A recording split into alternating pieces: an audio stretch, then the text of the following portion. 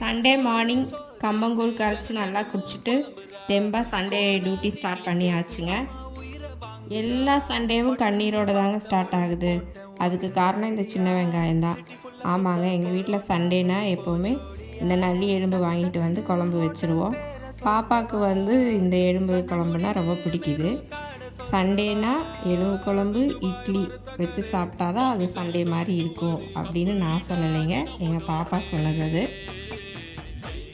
வீட்டில் குழந்தைகளுக்கு என்ன பிடிக்குதோ அதை வாங்கிட்டு வந்து செஞ்சு கொடுக்கறது தாங்க நமக்கு திருப்தி. அதனால் அவங்க அப்பா எப்போவுமே வாரம் சொல்லி வச்சுருவாங்க.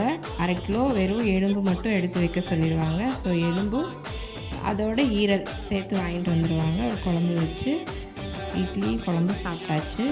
இன்றைக்கி சிம்பிள், அவ்வளோதாங்க. மத்தியானம் வெளியே போகிற வேலை இருக்குது, இல்லைன்னா மத்தியானம் வேறு ஏதாவது ஐட்டம் செய்வோம்.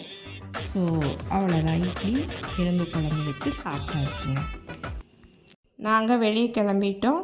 பாய்ங்க, நெக்ஸ்ட் வீடியோவில் பார்க்கலாம்.